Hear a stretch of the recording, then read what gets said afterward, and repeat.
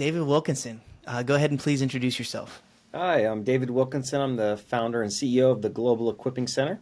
We were founded in Atlanta, Georgia in 1999, moved to South Africa, then Chicago, Fort Collins, Colorado, down to Florida, and now resting here in Anderson, South Carolina. Awesome. And you've got a story to share with us today. Where in this world does that story begin? Well, like many people, we've all gone through the ups and downs of life, and I found myself in 2006 to 2008 kind of having a dark night of years. I kind of lost everything, ended up pretty much on a Delta flight going back to South Africa. I had two carry-on bags and two suitcases, and pretty much that was it. And I had a couple people pick me up at the airport. After one night, I was like, this is not the right place.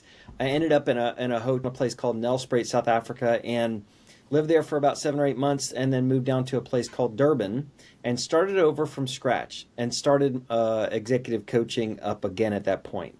And what happened was I was at the end of a long day. I actually had 6 clients, so I was coaching from 8 a.m. to 8 p.m. And it was 8 p.m. and I was just taking some notes and writing down some ideas. And you know, when you're really tired, you kind of go in your subconscious, you're kind of doodling. And I looked down and I had 7 chapters of a book all written down. And I said, well, that's kind of funny. Am I writing a book? And I said, I can't afford to write a book. I just started my company. I only have 6 clients. And I said, well, actually, if I get one more client, I'll have enough money and I can write a book. And I said that on Thursday night. Now, on Friday morning, I woke up and there was a text that came in from a gentleman I met one time at a picnic. And he said, David, I had a great conversation with you at a picnic. I'd like to pick your brain about some business ideas. Can I take you out for dinner tonight? And I'm like, yeah, let's do it. So we go, we have some steaks. And I could tell by the end of the conversation, he is not the person I was supposed to ask to join my coaching program. And I'm one of those people that kind of wears their emotions right on their sleeve. And he says, you look down. And I said, well, I thought you were supposed to become a client for me, and it's really clear you're not, because I was going to actually write a book if I had the capital. And he goes, well, what's the name of the book? And I said, I don't know. He said, well, what's it about? And I said, well, let me read to you the 7 chapter titles. And he goes, David, you're supposed to write this book. And I said, well, I thought so, but maybe not. He goes, no, how much money were you looking for? And I said, about $1,000. He said, well, how long will it take you to write the book? I said, about 6 months. And he goes, okay. And I said, okay, what? He goes, no, I want to pay to write your book. You're supposed to write the book. And I said, oh my gosh, you're my first investor of my book? And he's like, no, I'm not an investor. I'm just supposed to give it to you. I'm supposed to pay you to write your own book. And so I was just like, whoa, I've never heard of such a thing. And I got all excited and I started sharing with my clients that I'm writing a book, my first one. And I'm all excited. It's 2009. And I start telling them I'm going to sell thousands of copies of books. And they were asking me very normal questions. Well, David, how many other books have you written? Well, none. And well, who's your publisher? I don't have a publisher. Well, what's your marketing strategy, David? Well, I don't have one. And they said, well, how are you going to sell thousands of copies of your book? And I said, I don't know, but I know that's true, and I'm going to do that. And what happened was one of my clients invited me over to a braai in South Africa. That's like a big barbecue. And I'm a huge meat eater. And so we were sitting around the fire. He invited his sister to fly down from Johannesburg. And she was sitting next to me. She said, David, what are you excited about working on? I said, well, I'm writing my first book. She goes, well, what's the title of the book? And I said, I don't know. And she said, well, what's it about? And I read her the 7 chapter titles. And she said, I'll buy 5,500 copies. Now, for those of you who have not done any research on authors, here's a little statistic. Only 4% of all books ever written will ever sell more than 5,000 copies in the history of the book. Which means that there's lots of authors that have like a storage unit or a garage or a basement filled with a whole bunch of boxes because they couldn't sell their books. So before I had the title, 5,500 copies were sold, and it went all over the world.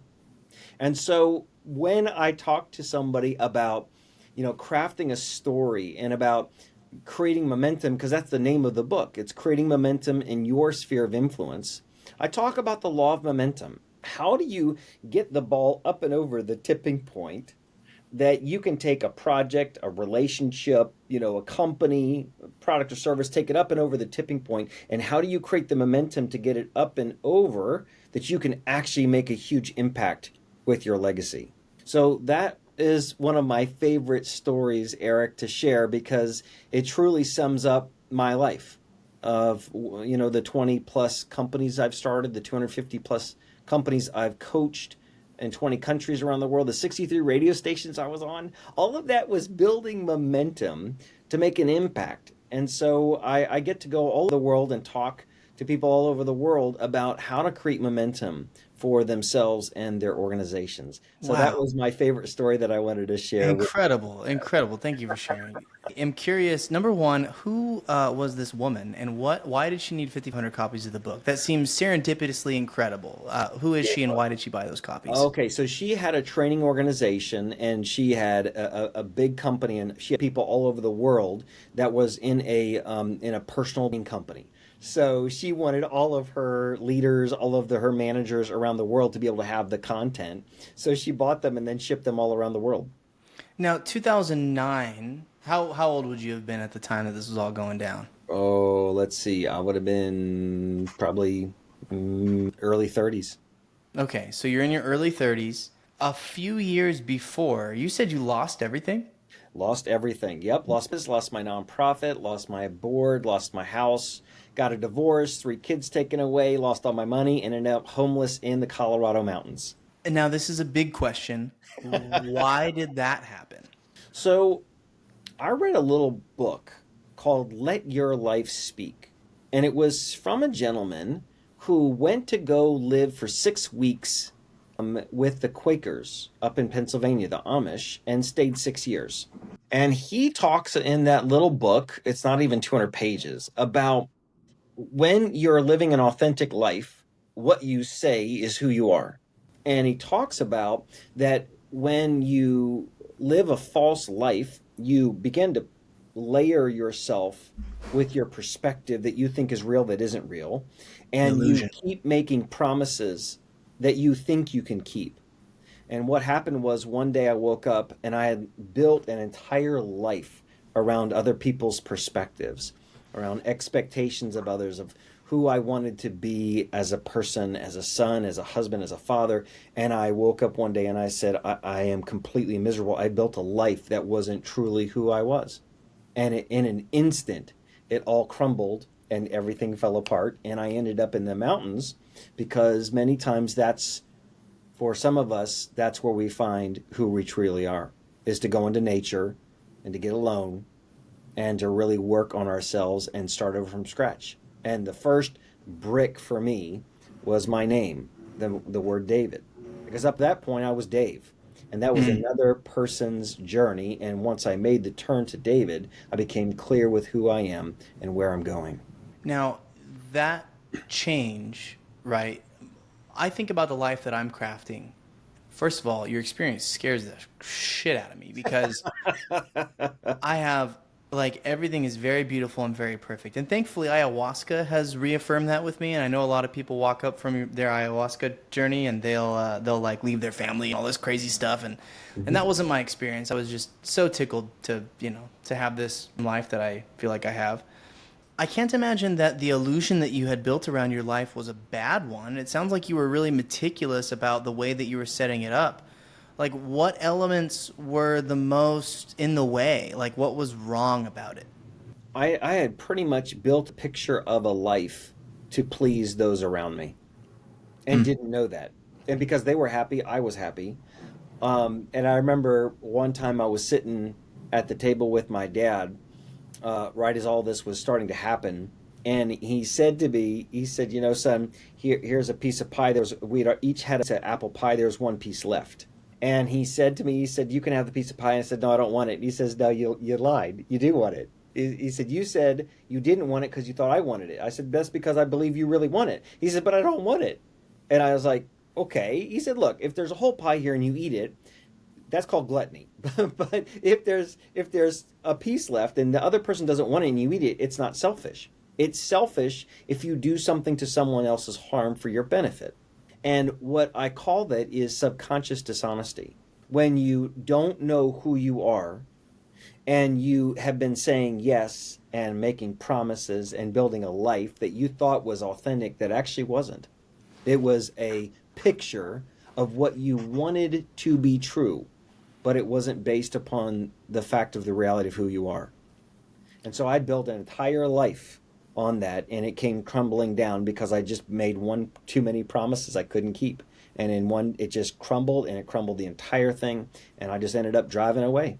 And no, I don't expect other people to have to go through that. I've met many people that have had just a divorce, or they just their company, or they just went bankrupt, or they only lost their, or they only got, and mine was extreme because of the size of the life that I had and the intricacy of it, that if it wouldn't have all been wiped away, I wouldn't have been able to start over from scratch. So mine was very intricately woven. It sounds like it was a house of cards that you had been really careful to build great big. So when it finally went down, it was quite the ordeal. Where It was. you can create a house of cards for any element of your life, and that can be taken away. The other parts of it can be authentic. It's not Yeah. necessarily a zero sum game.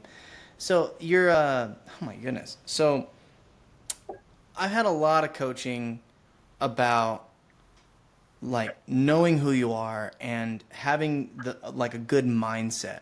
Hmm. But what does that look like in practice for you? Are you sitting in front of the mirror and you are saying, "I am David, and these are my values, and this is my operating principle, and this is my chief aim"? Do you approach it like success principles and all these books out there? Is there something like, is there something to solidify who you are? Is it something that you have to affirm of yourself? Tell me a little bit about what that actually means, the who of who you've become and who we should become. So that was all true when I was going through what I call my destruction phase. Like I didn't know who I was. You couldn't rub two sticks together. So, I had to start with my declarative statements about who I believed I was and which ones rang true and my affirmations. But I don't do any anymore. I don't need those things. Those things have become me. I just live my life being authentic. I want to give you an illustration though, what it looks like when I'm with a client being authentic with them. So I tell people that momentum is something that's tangible, that you can literally watch it work. And when you have somebody that's bringing momentum that's with it to a client that is struggling to do something, that if they bring their belief and their authenticness as well, that when that happens, there's magic in that. So for instance, last Tuesday, I was with a client and we're in the middle of a conversation of about 2 minutes about hiring a specific person to help her with marketing, and her phone was turned up, face up. And while we were talking about that, that very person did a text message. Then we talked about her getting a grant from another state from another grant writer, and before she got home, the email was in her email account from that very person from another state. Okay, those things don't happen by accident with inauthentic people. Magic happens because there's a spark of authenticity that when two people come together, that is the nitro and glycerin of the magic that's supposed to happen because you know who you are. And you know who you are. And when you come together, you make business, you make the organization explode. And many times that's what happens. I've met some people one time and they got home, a car was in their driveway. I've met people many times that the next thing you know, I'm coaching them. In their third week, they'll have their biggest sale of their life. It happens over and over and over and over because I know who I am and that person knows who they are. And then together, that's the right nitroglycerin. And the authenticness of that causes that belief to explode. And then you live a life filled with miracles. And that's what happens in business. I feel the selfish I need to retool that word. I need a new word for like self-serving without harm to others, but we'll stick with selfish because of the vernacular that I know. So I have been I have been a magic in my life. And it's ironic, my departure from the Mormon church happened on the top of a mountain. Wow. So going into nature and finding, that experience to be true. So went up to the mountaintop, found that I was to be a Mormon no longer, to keep it short. If anyone wants to go check out the whole story, it's a YouTube channel. But came down from the mountain 2 months later, tripped on ayahuasca, and started just the most incredible, difficult journey to discover who I am.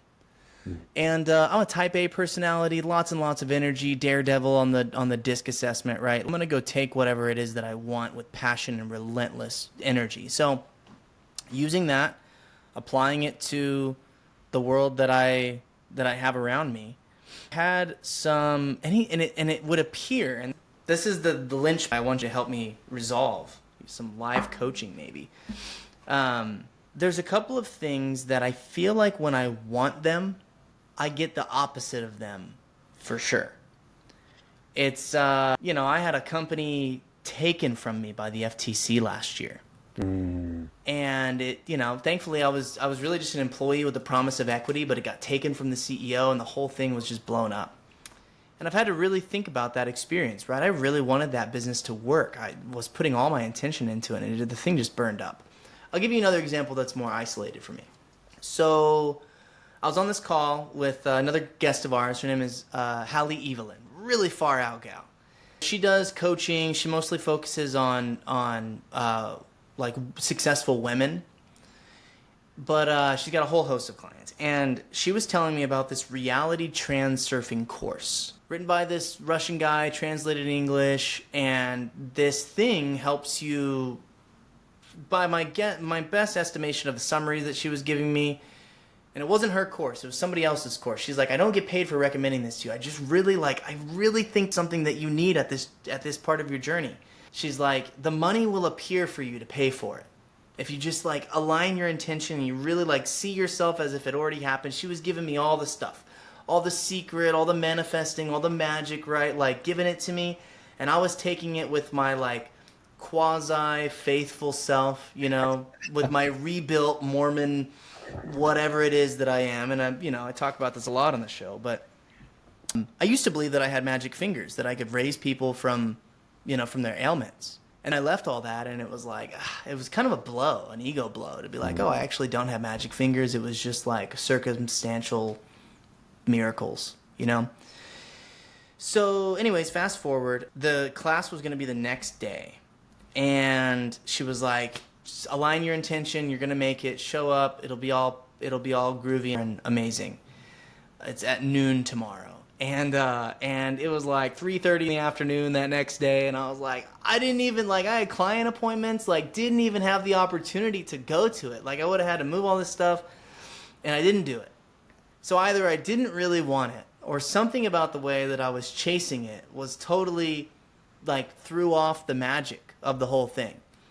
So those are two pretty significant examples of instances where I felt like it was all aligned, and there was the nitroglycerin that you're talking about between two really know who they are people, with the one caveat that if you listen to me, I have been and probably still am on the journey, maybe self-inflicted masochist style of self-discovery, right? Maybe I still don't am, and I'm the problem. That's kind of what I'm getting at. So with that as the blank whiteboard that's of my life, I'm curious how you would orient me in. So let me give you a real quick story. It's December 10. My dad and I are on the back porch here in South Carolina, and he says to me, what do you hope happens this next year? And I said, I've been dreaming about being back in Fort Collins at the KOA with the RV, living there full time again. I've been dreaming it for years. He goes, do you want an A class, a B class, a C class? Do you want a pull-behind trailer or a fifth wheel? And I said, yes. And he said, that's why you haven't got what you want yet. He said, if money was no object, what do you want? I said, oh, no. I want a dually truck and a fifth wheel. He said, okay, good. Focus on that. In March, I had a family friend call me up out of the blue. David, we just bought a big ranch, 300 acres. Realize we're not going to be using our fifth wheel and dually truck anymore. The tools are yours. If you'll just come pick them up, you can have them. totally retrofitted. All solar, massive diesel generator. He said, come pick them up. I flew down to Oklahoma, gave me the titles, I picked up the keys, and I drove it to Fort Collins, and I set up my rig, and I lived in it for over 2 years. Now, if you say, David, have you ever heard of anybody else having that kind of experience? Not like that, no. Why not? Well, you got to understand something. In 2008, when I realized in 2009, in January, I was moving back to South Africa, I said one day, I want to live here at this KOA, and I want to be back in this place. And I made it that it would happen. And when I got clear in my vow, then it took place.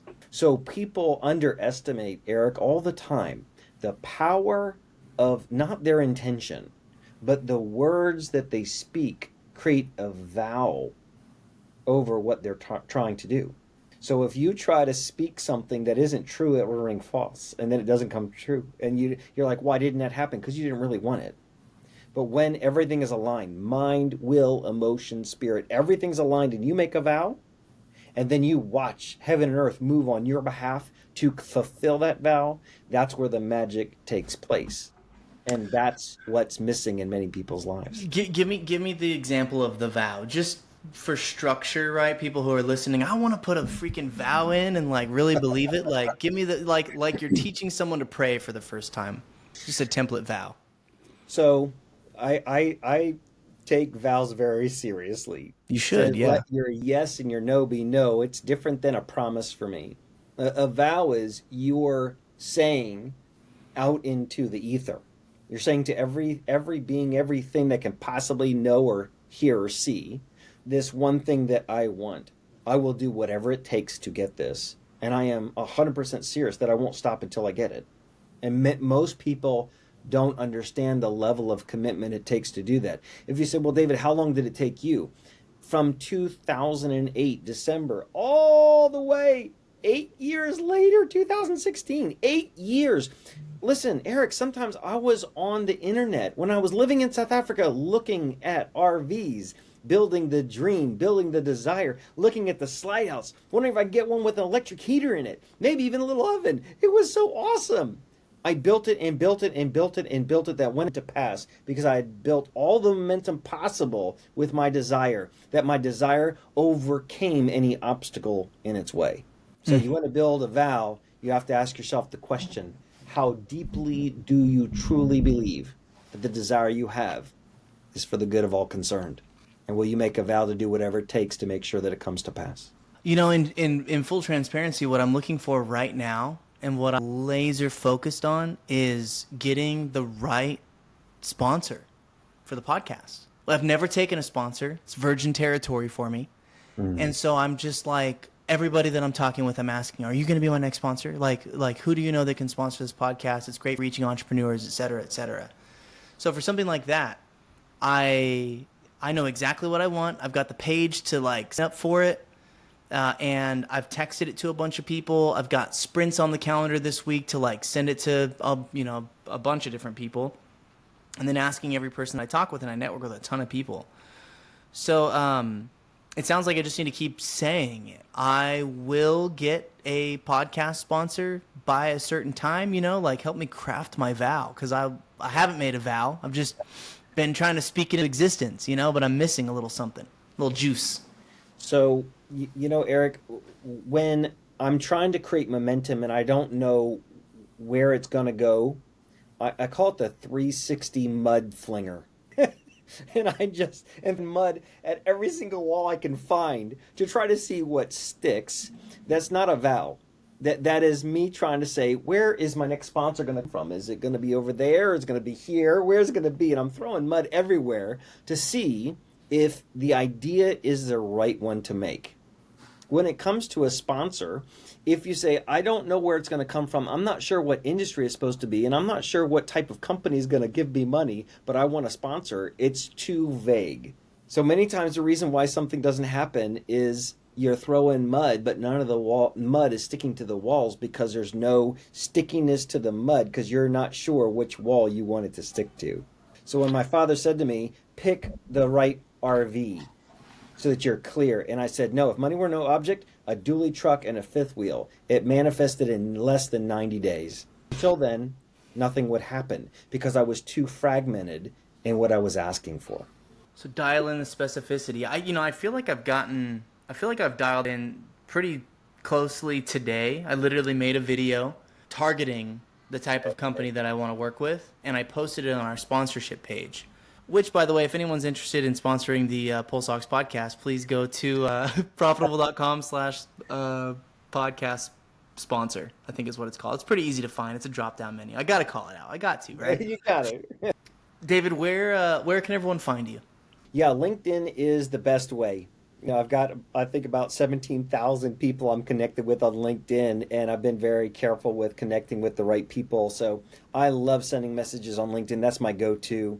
The only other way, Eric, is October 6, 2025. We're launching our Momentum Monday training.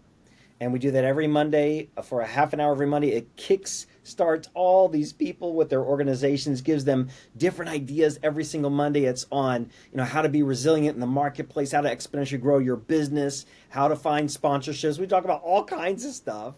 Yeah, so, that would be something I would love to invite people to come to. That's a momentumminute@gmail.com, and we invite people to come attend one for free and see what we're all about, but it creates a lot of momentum for people. Those are the two ways to connect with me best. I love it. David Wilkinson, thank you so much for coming on the show. Thanks, Eric. This has been the Pulse Ox podcast. Please, if you found this episode valuable, give us a like on Spotify and share it with a friend.